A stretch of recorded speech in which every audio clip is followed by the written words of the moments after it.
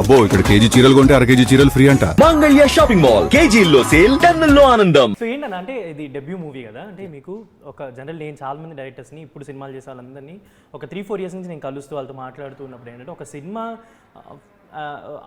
పూజ అయ్యి స్టార్ట్ అవ్వడం ఓకే, కానీ తర్వాత మొత్తం కంప్లీట్ చేసుకొని థియేటర్కి వచ్చేంత వరకు కూడా డైరెక్టర్ పడే కష్టం చాలా కష్టం.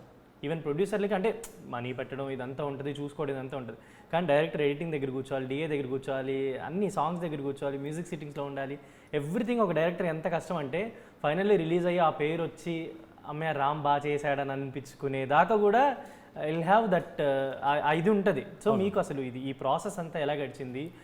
ఒక మూవీ ఒప్పించుకొని మీరు ఇప్పుడు ఫైనల్లీ థియేటర్స్కి రాబోతున్నారు, ఎలా ఉంది ప్రాసెస్ అంతా? అంటే ఇది క్రేజీ అండి యాక్చువల్లీ. అంటే చిన్నప్పటి నుంచి ఉండింది, చిన్నప్పటి నుండి స్క్రీన్ల మీద చూసుకుంటూ అరే ఇది ఇలా తీసాడు. చాలామంది ఇప్పుడు అట్ ప్రజెంట్ అయితే అందరూ అలాగే ఫీల్ అవుతున్నారు, అరే ఇలా చేయొచ్చు కదా అని చెప్తూనే ఉన్నారు కదా. ఇప్పుడు మన రివ్యూవర్స్ అయి ఉండొచ్చు, ఎక్కువైపోయాయి కదా. అది చిన్నప్పటి నుంచి నాకు ఉండింది అనమాట, ఇలా చేయొచ్చు కదా. సో ఆ పిచ్చితోనే ఇక్కడికి వచ్చాం.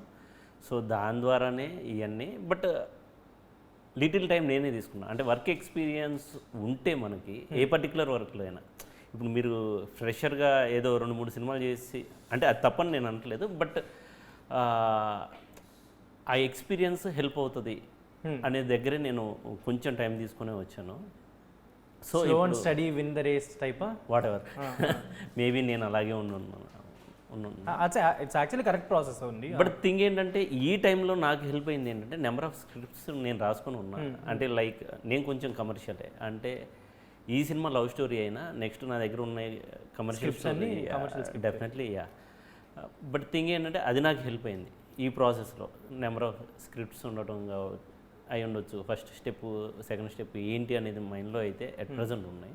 లెట్స్ సీ ఫ్యూచర్ ఏంటి. సో మీరు దీనికి ముందు చాలా మంది డైరెక్టర్స్ దగ్గర వర్క్ చేస్తున్నారు కదా, అసిస్టెంట్ డైరెక్టర్ ఆర్ మారుతి గారి దగ్గర, శైలేష్ గారి దగ్గర, ఇద్దరు మారుతి గారు అండ్ శైలేష్ కాలనీ ప్రాజెక్ట్స్ చేస్తున్నాయి ఎక్కువ. ఇద్దరే డైరెక్టర్స్. సో వాళ్ళ దగ్గర నుంచి అంటే లైక్ ఇప్పుడు మారుతి గారు ఆల్మోస్ట్ ఈ రోజుల్లో కానీ బస్ స్టాప్ ఇలా ఈ సినిమాలన్నీ చూసుకుని ఇప్పుడు రాజాసాబ్ వరకు కూడా ఆయన ఒక జర్నీ. తర్వాత ఇప్పుడు శైలేష్ గారు కూడా హిట్ ఫ్రాంచైజ్ అవ్వచ్చు, సైందవ్ అవ్వచ్చు, ఇవన్నీ కూడా ఒక జర్నీ. సో వాళ్ళిద్దరి నుంచి మీరు నేర్చుకున్న అబ్జర్వ్ చేసిన థింగ్ ఏంటంటే, ఒక డైరెక్టర్ ఇప్పుడు మీరు నెక్స్ట్ ఫిల్మ్స్ చేయబోతున్నారు, డైరెక్షన్ డిపార్ట్మెంట్లో ఉంటారు, మీ కింద కొంతమంది అసిస్టెంట్ డైరెక్టర్లు వర్క్ చేస్తారు. సో మీరు వాళ్ళిద్దరి నుంచి నేర్చుకున్న పాయింట్స్ ఏంటంటే ఏం చెప్తారు? పాయింట్స్ అంటే మారుతి గారిది ఒక స్టైల్ అండ్ శైలేష్ గారు డిఫరెంట్. మారుతి గారు ఏంటంటే చాలా ఈజీ గోయింగ్ అనమాట, లైక్ చాలా ప్లజెంట్గా ఉంటుంది ఆయనది.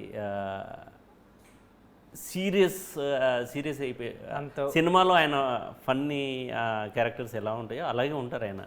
ద వే సెట్లు అరవటం, ఆయన నెవర్ ఏంట్రా అనే సౌండ్ కూడా నేను వినలేదు. ఇప్పుడు నేను 5 మూవీస్ ఆయన దగ్గర ఏడీకి చేస్తున్నా, ఏంట్రా అని కూడా ఆయన అనటం ఎవరిని, ఒక ఏడీని కానీ ఆయన సీరియస్ అవ్వటం కూడా నేను ఎప్పుడు 1 or 2 తప్ప అదర్ థింగ్స్లో ఆయన సీరియస్ అవ్వడం కూడా నేను చూడలేదు.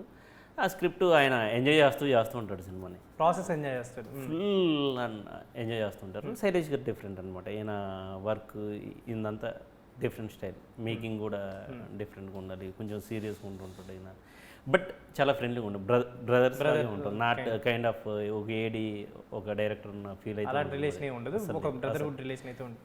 మీరు ఈ ప్రాసెస్లో కూడా చాలా మంది హీరోస్ తోటి వర్క్ అవ్వడం, వాళ్ళకి మీరు కోఆర్డినేట్ చేయడం, ఈ సెట్లో ఇదంతా ఉంటుంది కాబట్టి మీరు బాగా ఎవరితో ఎక్కువ మింగిల్ అయ్యారని అనిపిస్తుంది మీకు హీరోస్తో? అంటే మింగిల్ అవ్వడం అంటే ఏం లేదండి, యాక్చువల్లీ ఏ సినిమాకి ఆ సినిమాకి జరిగిపోతుంటే తర్వాత ఏడీస్. బట్ వెంకీ సార్ అయితే డిఫరెంట్ అండి. ఆయన ఇప్పటికీ అంటే ఆయన గురించి ఎంత చెప్పినా తక్కువే, ఎందుకంటే అంత సీనియర్. ఆయన చిన్నప్పటి నుంచి వేరేలా చూసున్నాం. అది ఆయనతో వర్క్ చేయడం అనేది డిఫరెంట్ ప్రాసెస్. అండ్ ఆయన ఒక ఏడీతో ఎలా ఉంటారు అంటే రారా కూర్చో అండ్ నాకు 1.5 year బాయ్ ఉన్నాడు, వాడికి పేరు కూడా ఆయన పెట్టాడు. సో ఆయనకి సాహస్ ఆర్యన్ ఆయనే పెట్టారు. అంటే ఒక ఏడీతో ఇలా ఉంటారా ఈయన అంటే, ఆయన లైక్ ఆయనతో స్పెండ్ చేస్తే ఒక 1/2 hour మన గురించి మనం ఆలోచించే విధానం కూడా మారిపోతుంది. ఈజ్ జీనియస్ అండ్ వేరే kind of person. So you have good association ఈ ప్రాసెస్లో. Still Venky sir. దాని తర్వాత కూడా సైందవ్ సరిగ్గా అడగపోయినా పిలిచి కూర్చోబెట్టి నాతో కూడా మాట్లాడారు, కూర్చోబెట్టిన అరే ఓకే కూల్ యా. దానికి ఏమైనా స్క్రిప్ట్ ఏమైనా రాసుకునే ఛాన్సెస్ ఏమైనా ఆల్రెడీ రాసుకున్నా? So next film with Venkatesh garu రాసుకోండి అంతే. అలా ఏం కాదండి, మేబీ ఫ్యూచర్ అంతే.